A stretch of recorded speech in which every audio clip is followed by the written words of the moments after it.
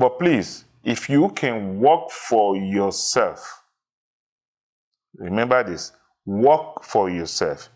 If you could have that opportunity, start today.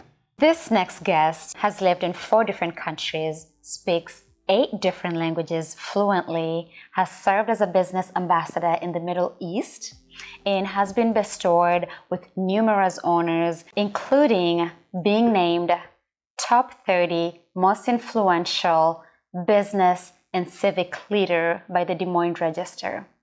Please help me welcome the founder, president, and CEO of OPX International and Cornerstone of Hope, Inc., Mr. Eric Idehen. Thank you so much for joining us today, and welcome. Thank you. It's my pleasure to be here, and thank you for having me. You have a very decorated background. When I was going through your bio, I was just wowed by everything that you have done. You even have 2 master's degrees. I don't think that I know anyone that has more than 1 master's degree. And then you're actually still going to school for your PhD. That's true. I am very fascinated with your story, and please just put some color. Just give me a little bit more about your background. Well, thank you very much, Trudy. It is more of the story of an immigrant who wants to be the best of the best. Sometimes we're told we're not good enough, and sometimes we work twice as hard. What brought the idea of going back to school, what motivated me was the fact that I came to this country with my college degree already in my hand. Mm-hmm. Couldn't find a job in my profession. Started out as a dishwasher at Dolls in a grocery store here in Des Moines. Mm-hmm. And one of our customers that come to the deli to buy food hired me to Wells Fargo as a bank teller in 2001. I found out that when you speak with accent, people automatically think, well, not everyone, but most people just think, you not learn it. And I know someone who I was having a conversation with, and she asked me if I know LSI. I said, oh, yeah, I know LSI. And she said, well, you need to tap into the resources they have because they have English as a second language so that you can be fluent and you be good, you get the American dream, you know how to speak English, and you know English very well. I said, okay, thank you. And she never knew that I actually volunteered there. Mm-hmm. She didn't know that I know the organization too well. So that gave me the idea of understanding the perception people have about accent. So I decided to go back to school so that I can become a little bit with authority when I speak, and I back it up with some degrees. I thought the one I had wasn't good enough, so I went for my MBA. Mm-hmm. I got the MBA, and I thought, well, I've always loved diversity, inclusion, and I want to know the psychology behind human behavior, why we think the way we think. Mm-hmm. Why would she think that I don't know English? Just because I speak with accent doesn't mean I don't know English. There's a reason why I speak with accent, is because English is not my first language. It's not even the number 4. So at the end of the day, I went for industrial and organizational psychology, mm-hmm. which is human being, workplace, and business. So to most people, they don't know IO. IO, in my opinion, is going to take over from HR in the future. Human resources, people tend to have different experiences with HR. Mm-hmm. And then they try to change the name to employee relations. People are like, you're not working for the employees, you're working for the employer. So there's that trust factor there. IO came about when you want to understand the dynamics between human beings in a workplace, and the business prospect of organizations having their own strategic priorities. So that's what I studied in my master's program, and I did, my concentration was organizational diversity and social change. Mm-hmm. This was way before George Floyd, before the first female vice president coming up in the United States. So when I finished my I completed my master's program in IO. I just asked Pastor Eric, what will it take to take it all the way to the, if I may call it, the last bus stop? I said, let me do a little bit of digging to see what it would cost me to do my PhD. The reason why I did that is because I want to be able to share my story. I want to be able to educate the young ones. I want to be able to give back. So I went for my PhD program in IO, the same concentration, organizational diversity and social change.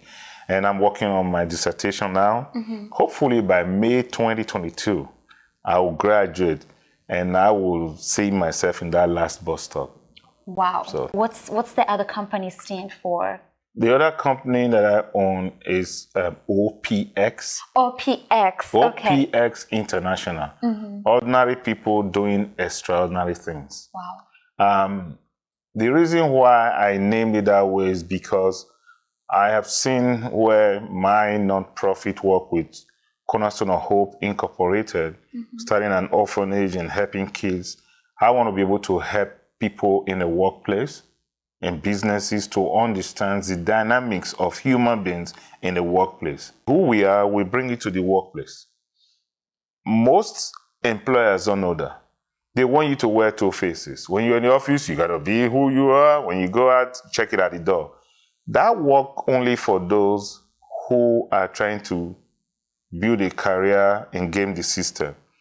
However, if you want to be a loyal employee, or if you're an employer that is looking for loyalty, someone to work and bring who they are to the workplace, you need to understand what tickles that human being, the sweet spots, and how they function, where they get their energy from. So that is why OPX is to help employers and employees find that sweet spot.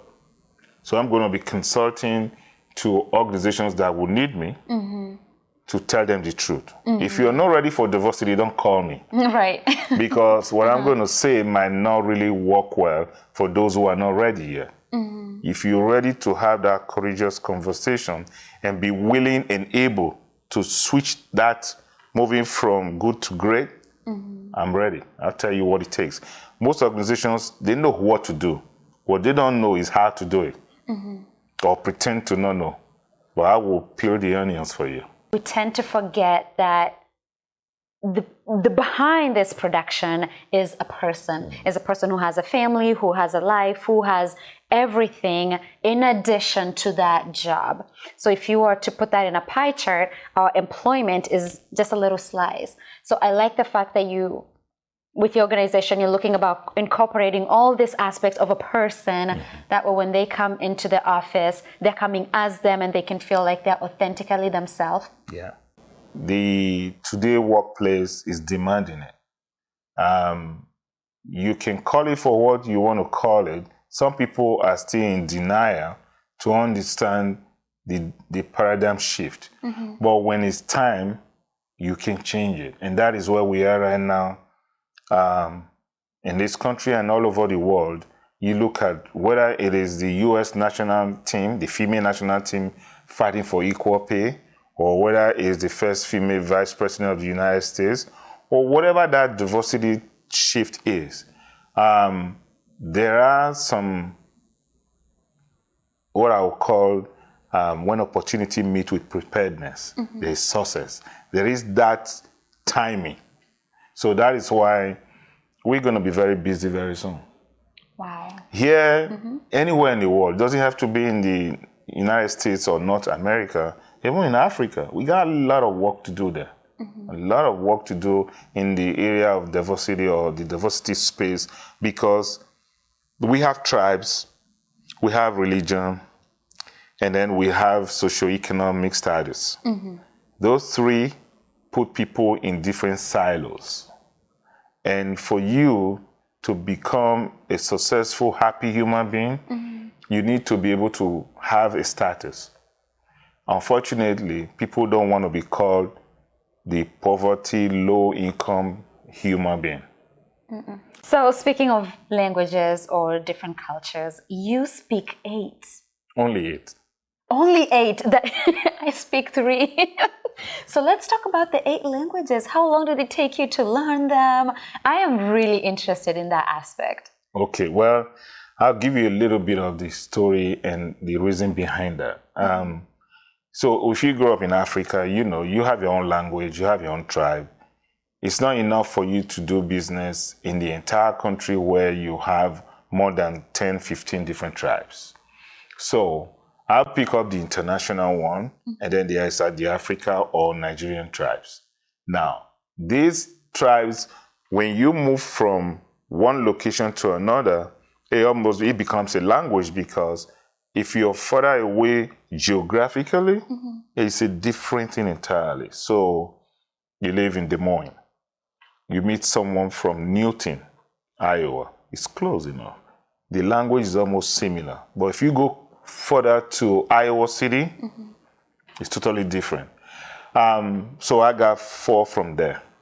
Now, there is this thing they now call the Pidgin English, which BBC also have it now.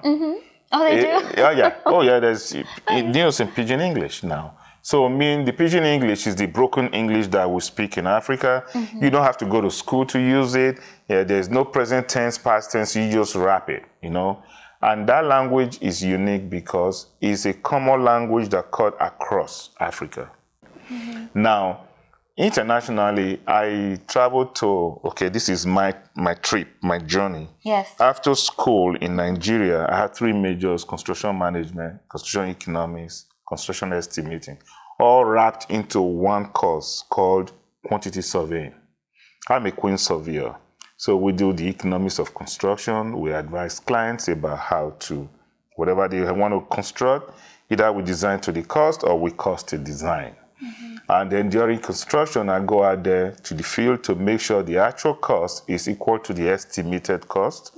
If there's a variation, I have to explain to my client why. After college, I worked in Nigeria for a few years, 9 years, and I moved to a country called Ukraine. I was in Kiev. When I got to Kiev, at that time, they just became their own small country after the break of the Soviet Union. So I got to the Ukraine. I found out I don't speak English there. Of course, they speak Ukrainsky. But I chose to study Russian language so I can do real estate or construction in a very big geographical area. So I studied Russian. And that gave me the opportunity to work for an American company called New Century Holdings. We did real estate in the former Soviet Union, primarily most in Ukraine and in Kiev. I enjoyed it. It was cold weather. It's colder than Iowa. And, Colder than Iowa. Oh yeah. And 5 years into it, my wife didn't like the cold. She didn't know we were going to come to Iowa anyway. So we chose what I call a warm environment, and we decided to move to Spain. We moved to Madrid, Spain. In Spain, they don't speak Russian. You just move from country to country, Hey, not knowing anyone. that is one beauty of being an African. We are not afraid to try. If there are human beings living there, they breathe the air for free. We're going there. If there is food, sign me up. I'll go there. Moving to Spain was interesting. Spanish took me about 8 months to read, write, and speak it. Russian took 2 years because the alphabets are different. Russian alphabets, I mean. So we were in Madrid, Spain, and of course, I learned the language there. And I was in Madrid when I won the green card lottery to come to the United States. Wow. So that is how I moved to Des Moines, Iowa in 2000 with my family. These languages are good, they're great, but when I was in those countries, I was complaining, oh God, what am I doing with this language? Why this language? I never knew he was preparing me for future. I didn't know I would work for a bank. I never worked for a financial institution before. I never knew they spoke Spanish in America. I didn't know that, to be honest with you. It was more of making me become fluid in connecting with people and not really, not afraid to try anything new in the corporate world. So those languages became very handy when I moved here. And it's one of the reasons in my early career with the financial institution that I used to work for, I really moved up because of that. Because I was able to connect with different people from different backgrounds. My book of business just grew. And it was a blessing after the fact. But during the fact, I was complaining. Like all these languages. So, fun question. The fact that you speak so many languages, I know I only speak 3, but from time to time I'll catch myself. I'll start speaking to someone and start talking in a different language and realize they're not speaking this language.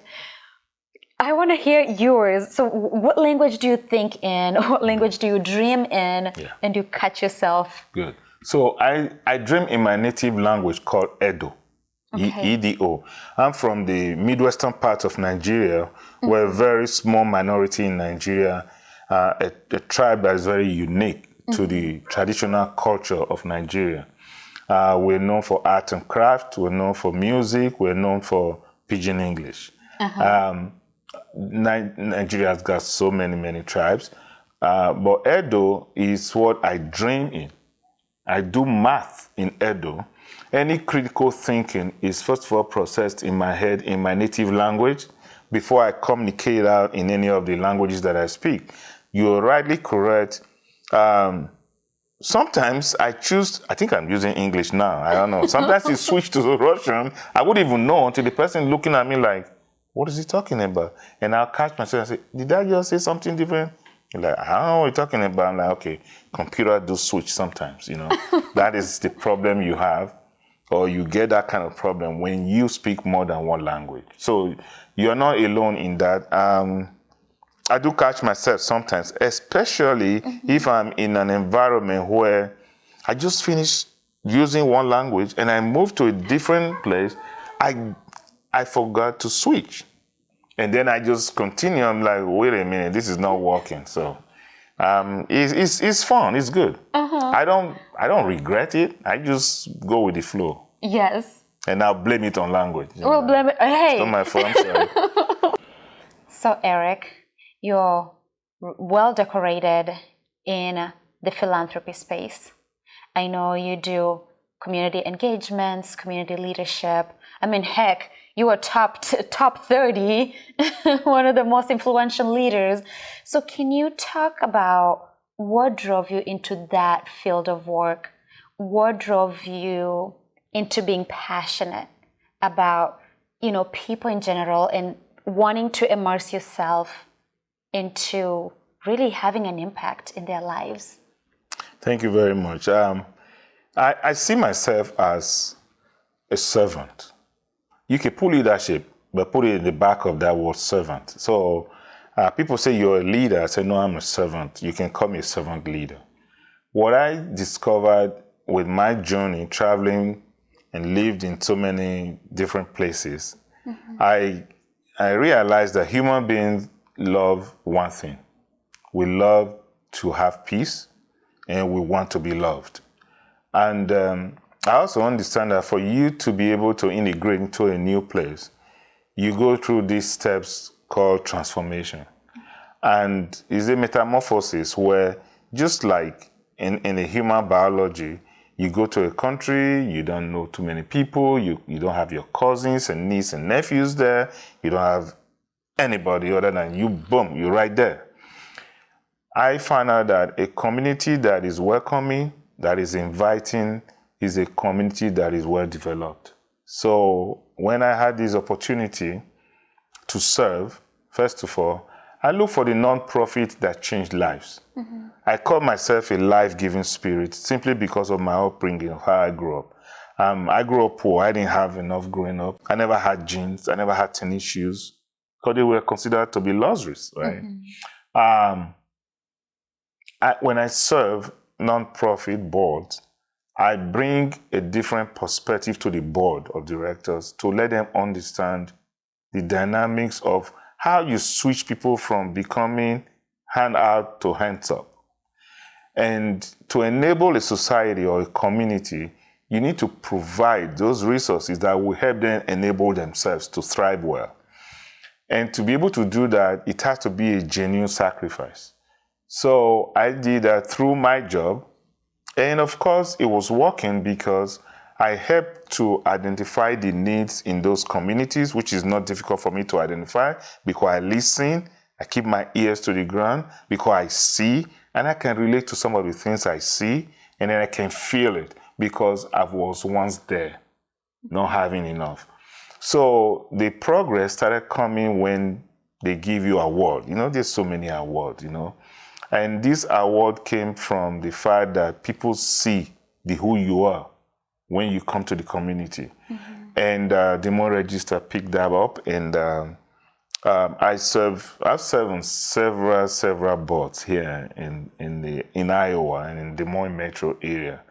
I'm just trying to wind down now as I get older, because sometimes you have just very little gas left on your tank, That's serious time commitment. Yeah, you're right. But you don't know you're putting too much time because you're passionate about what you're doing. You're not doing it because you want them to thank you or say, hey, here's an award. No.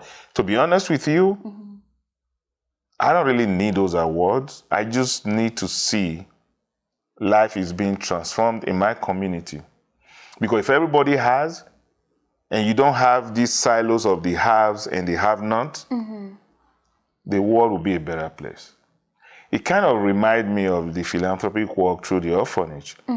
So Tell me more about that. That one, Yes, that please. is where my energy comes from. Remember, I told you I grew up poor, never had jeans or tennis shoes. And I knew that I was poor in my senior year in high school, when it was a homecoming and everyone was all decked up and want to go get on down. That's what we call it. Go have a party. And somebody won't dance with me because I was wearing my African dress.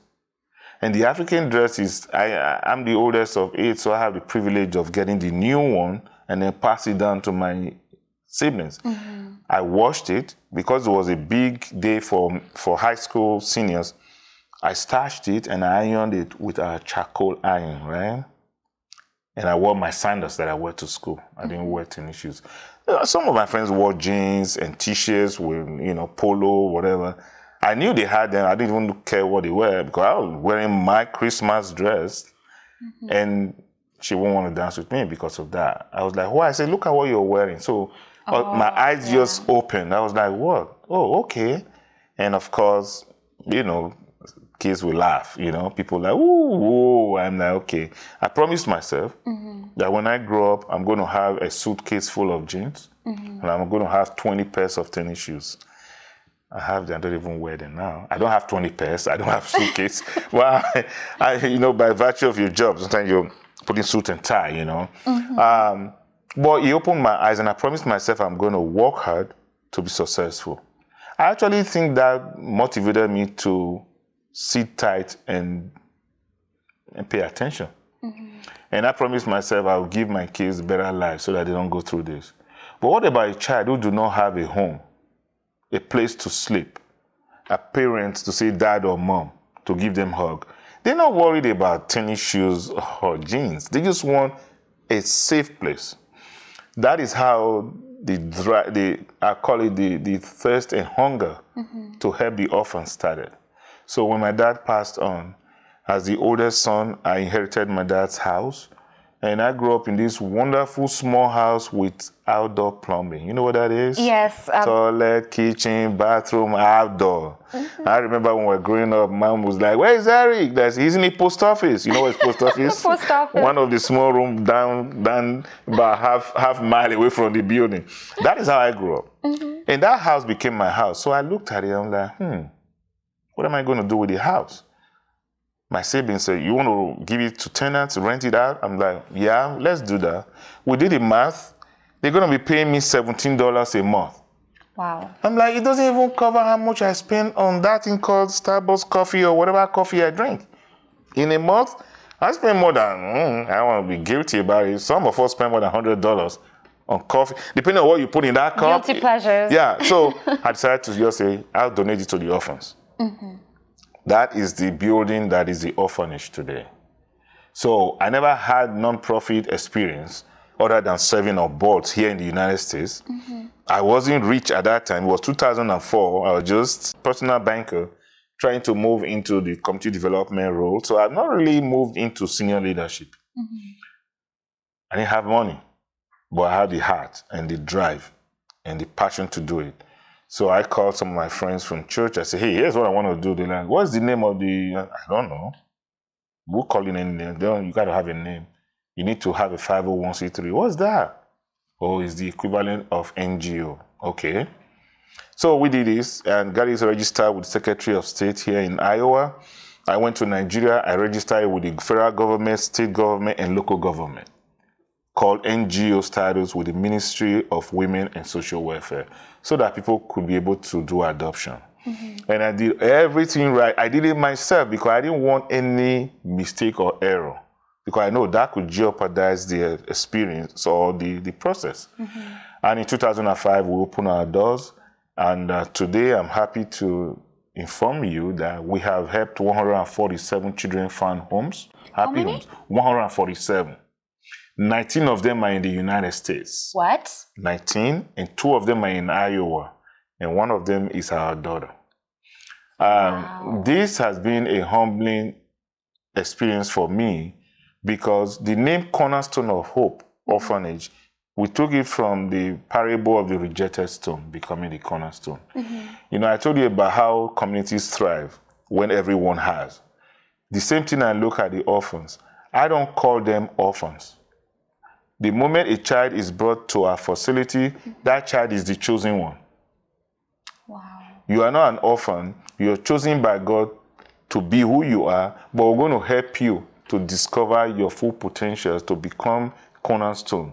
I just feel that when the orphan become the chosen one, they have joy in their heart.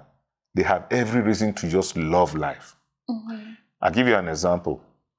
The oldest boy at the orphanage, he's been with us since 2005. And he aged out of the system. Before he finished high school, when you turn 16, nobody's going to adopt you, because the process don't go through based on government, the bottleneck and all the red tapes.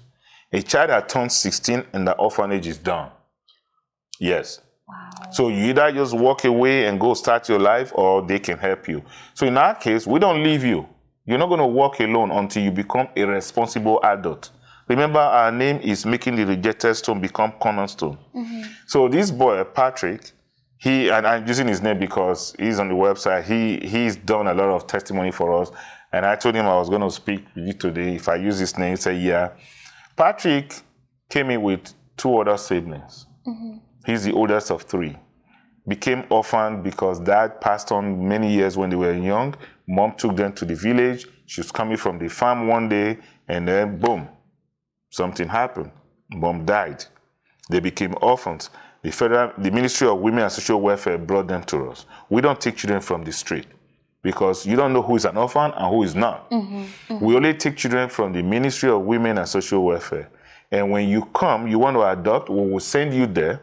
They will do the vetting and everything, and give you a letter to come to us to come and pick any child that you can bond with. So we got kids through them. We send kids out through them. We're just custodians, taking good stewardship of this, taking good custody of this case. Patrick turned 16, and he started to act up. We got words from the manager and the nannies that he's been isolating himself. We don't know what happened. Because the 2 sisters have been adopted, he's left alone now. One of the sisters adopted in Nigeria, one was adopted to the United States. She's studying medicine now. She's in North Carolina.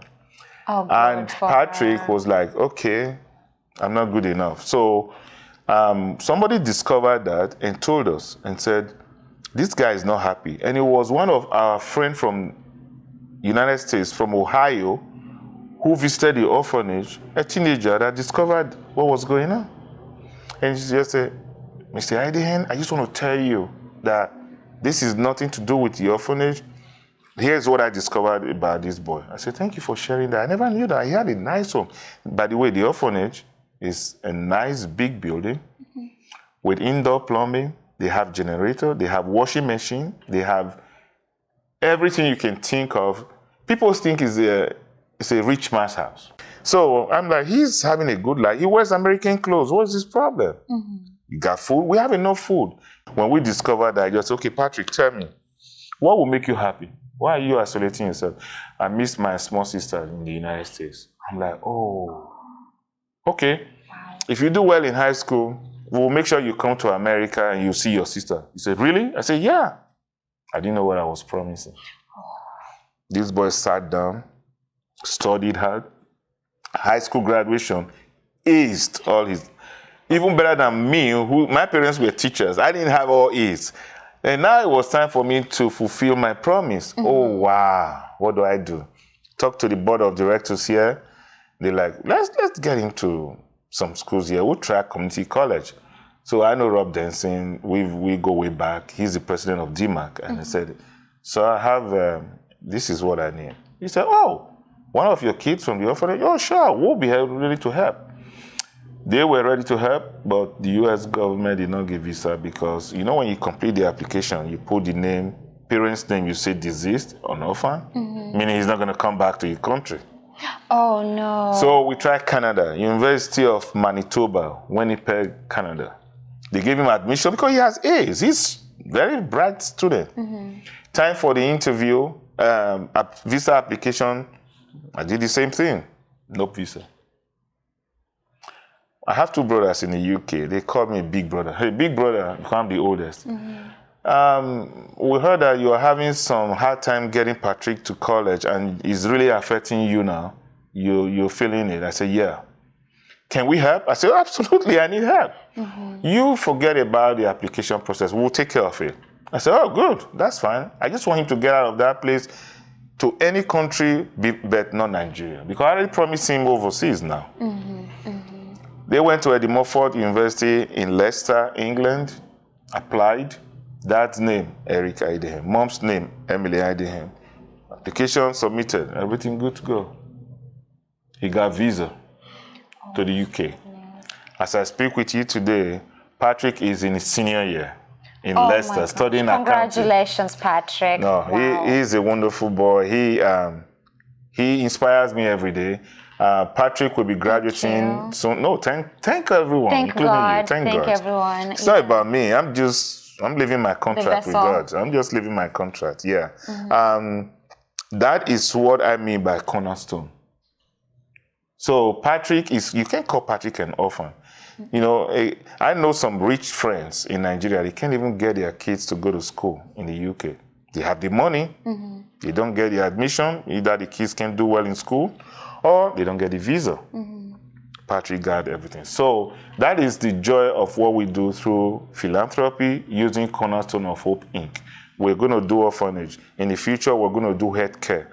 I want to be able to provide a place where people can go check their blood pressure for free, sugar for free. If you catch these things before it gets worse, prevention is cheaper than curing. The reason I said that is because many people are dying right now.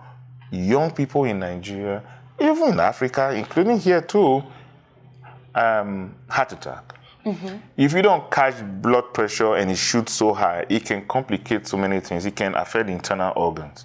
Sugar, we eat fufu, we eat bar, we eat all those kind of food. We don't know that they produce sugar. We think it's only just eating something that is sweet, right? Most people, they don't know how to check their blood to know if the sugar is, whatever. So I want to be able to provide a healthcare place for just preventions first. Because for you to have a full clinic run like we have here, you have to have money to do that. But I want a sustainable environment. And then back to that last one that I mentioned about healthcare and mental health. People think I'm crazy when I tell them I want to go back to Africa. Wait. Okay, no, that's a bombshell. So you are planning on going back? The PhD is not for here. It's going to be for there. They need me over there. There's enough here to go around. Africans need people who can be honest, but selfless. The problem we have right now, we have so many educated people who schooled in Harvard and Oxford and go back home. Then the virus called corruption will just start to affect them because they let it happen because of greed. Me, I'm not looking at building a career. But what gives me joy is knowing that Patrick is going to become an accountant tomorrow. The sister is going to be a medical doctor. There's one already here in Minnesota who's working. And we have so many other kids in Nigeria and here. The mental health issue is that our leaders, with all due respect, do not see beyond their nose. If they understand the ripple effect of what they do, they should stop this practice of me, I, and start to look of we and start to think about us. That is why I said, I will go back. I want to go back, not because I want to tell them, you guys are wrong. No, we want change. No, I won't say that. I want to go back and show them a different way of doing things. You want to be the change you wish to see. I can put it that way, but without intimidating them or making them feel bad, and without using their money. I can help the community to create something by themselves to make things happen. And that will bring about safety. Safety and security is huge there. Agriculture will start to do mechanized farming. Education will begin to teach children to learn and not to memorize. Healthcare, people are dying. Imagine a child dying of diarrhea. Diarrhea. How can a child die of diarrhea? 21st century. And I don't know about other countries. I think Nigeria has enough money to take care of its own problems. But the problem is the money is in few pockets, few hands. So you have 20 houses, 20 cars, you have a private jet. You have billions of naira in your account, or even dollar account. You have millions. You still keep taking from someone that have 50,000 naira. Is that not mental health? How do you mobilize the society behind you? People with like minds. You start small. People with like minds come together and be able to create a solution, a menu that will form what I call a good dish. If you bring the wrong people in there, they're going to infiltrate and create the cancerous approach of derail the train. The train has a destination. You know where you want to go with this. If you don't have the right people on board, they're going to mess it up. So that was why I said I don't want the allocation. Allocation means money they give every year. Yeah, that's where the problem starts. If I rely on my salary, and you know it's my salary I rely on, and the salary they pay there to politicians is huge, bigger than we make here in corporate. I'm telling you. So if I don't have the greed of want to have 20 homes, or I want to have a house in Dubai, I want to have a house here, I don't need them. I believe in investing in human beings. Who told you tomorrow is guaranteed? Do you know what's going to... Trudy, the moment we close our eyes and sleep, that is the closest to death. We don't even know what people are. So that's why I use mental health, because when you say it in Africa, people get angry. They're like, are you saying I'm a mad person? I said, hey, I didn't say that. No. So I hope to go back. The orphanage is doing its own right now. How many kids have we blessed? We've blessed 147 kids. Tomorrow, Patrick will give back. All these kids will give back. These kids have the mindset of sharing. They know that if not for people or others, their life would have been different. So kids like this have been given the orientation of selflessness. That is what we need. So Patrick, yes. Since I feel attached to Patrick and I haven't even met him, but one of the wishes that he had was to be reunited, or at least connect with the siblings. Did that ever happen? Not yet. Not yet, because we're getting close. Patrick is doing very well right now in school. He's got 2-1. And of course, knowing my background and how I got to where I'm at today is all about shooting for the stars in the sky. People aim at the top of the mountain. Me, I don't aim at the top of the mountain. Because when you aim at the top of your mountain, you miss, you slip down to the valley. For me, I'll aim at the stars in the sky so that when I miss, I'll land at least on top of one mountain. And then I'll shoot again. It is tough, but it is where preparedness meets with opportunity. That's success. People say, oh, he's lucky. No. When P meets with O, P plus O equal to S. That's the formula I've always used. Back in the days in the corporate, one of my employers in the banking world, they'll give us goals. You need to do 40 solutions, call it sales. I will shoot for 80. 40 for the quarter is what they ask of, for you to meet your goals. I'll shoot for 80. So before the end of the quarter, I'm like 50, 60, close to 60. I'm shooting for 80. Sometimes I don't even get that far. I'll get to close to maybe 64, 65. But what happened already is that I've already exceeded the goal of the company. That is how, in my review, for many years, they always say he's consistently above expectation. That was what I was getting. What gives you that drive? My parents. When your dad is a headmaster, it's never good enough. And I'm the oldest. Oh, I get this sometimes, or this one, depending on what I did. And when I make problem out there. I get discipline out there before I get home. And when I get home, I get the second dose, double dose, right? My parents will always ask, they always tell us, you need to prove to let people know that you know something. Not by showing off, but by proving it.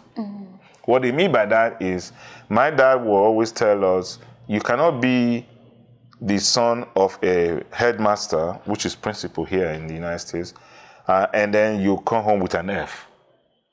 It doesn't tell well on him as a headmaster. It doesn't tell well on my mom, who's elementary school teacher. So both parents are teachers. You have to live it and breathe it. So they just help us to challenge ourselves more. That's where the drive came from. And also the way I grew up. When you grow up with nothing, you have nothing to lose. You're shooting up from ground zero. That's why I see people say they're having depression. I say, what is that? The what? I don't even know if that exists. Because my name is Eric, stress, depression, Idehen. I've lived all this. And so, you think I just went to Spain, I just have a 3-bedroom? No. I didn't go to Ukraine, I just have a nice... No, you start from one little room. And then you sleep on the floor for some time. And they will still be asking you from Nigeria to send Western Union. Yes. And then you try to help because at least now you're making dollars, they're not. And you try to help, and that is the pressure we living overseas or in the diaspora, we don't even take care of ourselves. You've really opened our eyes to the different cultures that you've encountered along the way. You've lived in Africa, born and raised. You've gone to Ukraine, you've gone to Spain. You're in the United States right now. So I think I have the right person on this set to just give anyone that you can advise out there on just what they can expect. And it could be any form of advice that you'd like to share, because I want that advice to even take 30 minutes because you are well qualified to provide that. Well, wow. Thank you. You raised the bar high there. I'm going to have it, I'll split this into 3 different sections. One, African immigrants who are first generations that moved to the United States like myself. My advice to them is don't be too hard on yourself and take care of yourself. Take time to breathe the roses around you, because we work 2 jobs, work 3 jobs, trying to impress and help our people back home. It is good. There's nothing wrong with that. But you know what? It's just like the oxygen mask. When you're in the airplane, they always say, wear your mask first before you wear the one on your child. In case of anything happen, there's a loss of oxygen in the cabin. That's what they say. I have been burning my oil. I don't even have hair anymore. People back home are still demanding for money. They still ask for, because of that perception of thinking that we're so rich, we just have that tree at the backyard where we get the dollars from. My advice to second generation children that are born here and also first generation immigrants who are in corporate environment to please try as much as possible to invest in yourself, develop yourself, look for opportunity to improve. Don't give it all. I've given all is not enough.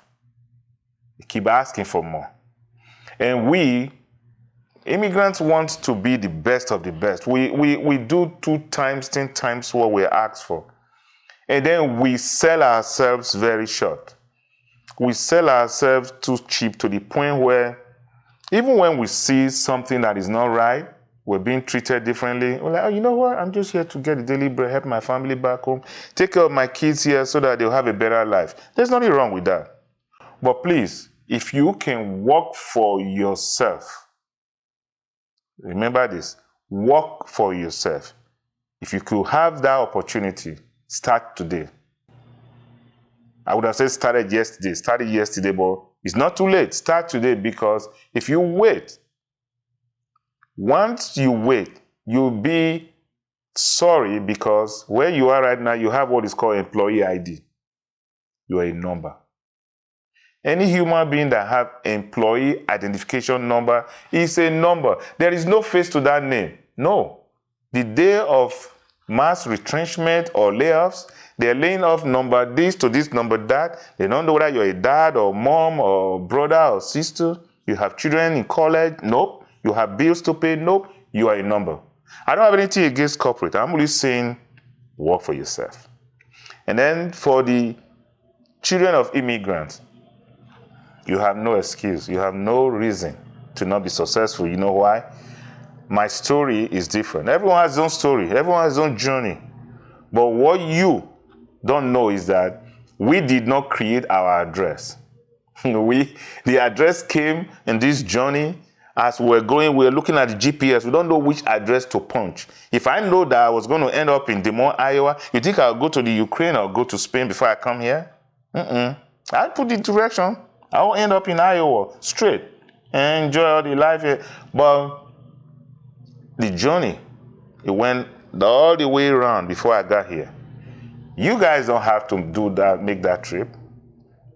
You're here, you have the opportunity. The only person that will not make you succeed is you.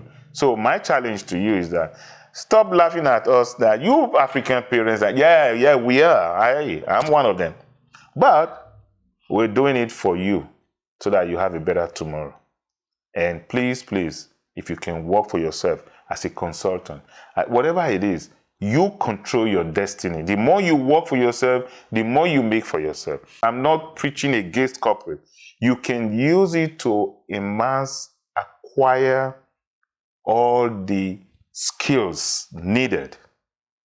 But if you want to live a happy and life balance, see, I didn't say work and life balance. No, when you put work first, then it means you're done. Life and work balance. If you want life and work balance, learn how to work for yourself.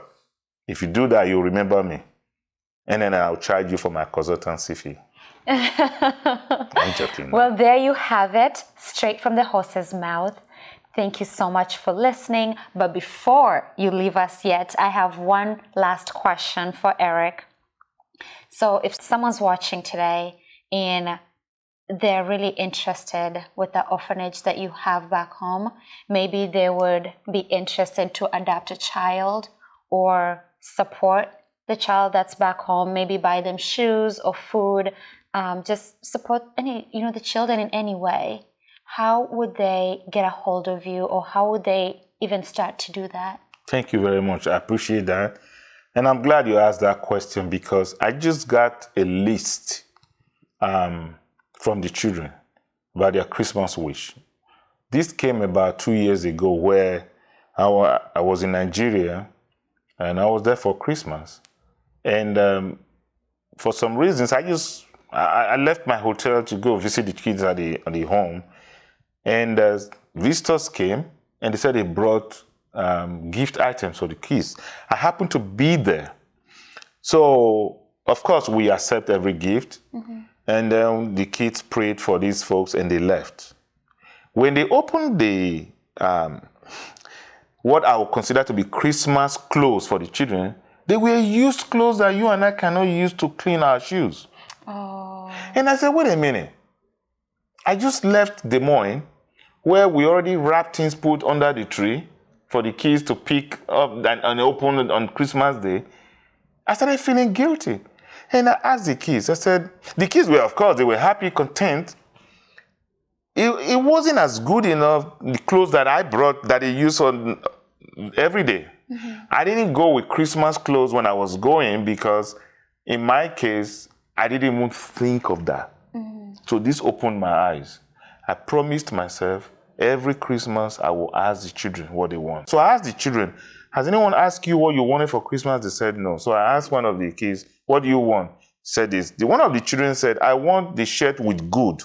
Aww. I said, good. What is that? One nanny said, shut up. This child. I said, no. Wait. I'm talking to my child. Let him talk to me. Mm-hmm. He said he wants something good. What is good? He said he's talking about Nike. I said, oh, yeah. Look at me. I forgot that good. We call it check now. Check. Yes. Oh, my good. language, I didn't shift it. So it's good. You want good? Okay, you're going to get it. Guess what? All the other kids said, me, daddy, me, I want good. Oh, they call you daddy. That's just awesome. They are my children. Mm-hmm. They are my children. They don't have any parents. They don't. So I came back. I asked the nanny to write their names and then, of course, their sizes and all. Mm-hmm. So at that time, I was still working for that financial institution. I talked to one of the branch managers, who was a friend. I said, this is what the kids said they wanted. She said, oh, my husband is the manager and the Jordan Creek. I'm like, what? Get out here. And then she said, oh, me, my family, and my staff, we're going to take care of this list. Wow. When God is working in something, you don't fake it. Mm-mm. These people are here in the morning. Mm-hmm. I did not plan it. I didn't expect it. She went with it. I was like, oh, yeah, maybe, call it and say, we couldn't do it. Mm-mm. When do you want to pick them up? I'm like, whoa, okay, I'm ready. So she got this. Each bag has the kids' shoe, shorts, and a T-shirt, all brand new Nike. Wow. Box shoe in a box, brand new. And then they write the name of the kid, and then with a Christmas card inside from the branch. And then from her family, they did this. So when I went home last Christmas, I was going, I couldn't wait to get home. Mm-hmm. I got home, went to the orphanage. Of course, from my hotel, I just dropped my stuff. I went to the orphanage. I told the kids, I got stuff for you guys. I was so excited, I just broke the news. I said, hey, I have good for you. This good. And they're like, yeah. And now they wanted it right away. Mm-hmm.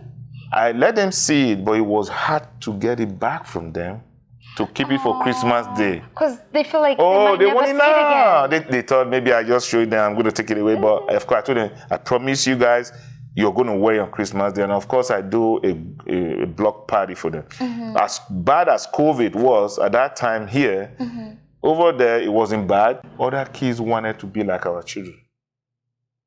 In the past, we used to go out to the community to beg for food to help the kids at the orphanage. 2005, 2006, 2007. Today, people in the community come to the orphanage to beg for food. Indomie, rice, gari, yam. And I tell my staff, give them. We have enough. Mm-hmm. That is the joy. So for Christmas, this Christmas, I hope to, maybe not good, maybe different thing, but I want to be able to give them a very nice Christmas gift. Mm-hmm. If you want to donate, go to the website, www.thehopeorphans.org. And I'll have you put it out there later, thehopeorphans.org. You'll find a way to reach me. Email is there. My phone number is there. And you can read more about Cornerstone of Hope Orphanage, which is our little way of giving back to make the rejected stone become cornerstone, to make the orphans become the chosen one. If we do that, the world will be a better place. Africa will be a better place. America will be a better place. And there will not be envy or jealousy or hatred. There will be love. Thank you. Wow. Thank you so much. And thank you so much, Eric, for gracing our show with your presence today. And everyone that's watching, please, if this message speaks to you or you know someone who this message will speak to, please share widely. We appreciate having you and being a part of our show. Thank you so much for joining us. We'll see you again next time. Have a wonderful day.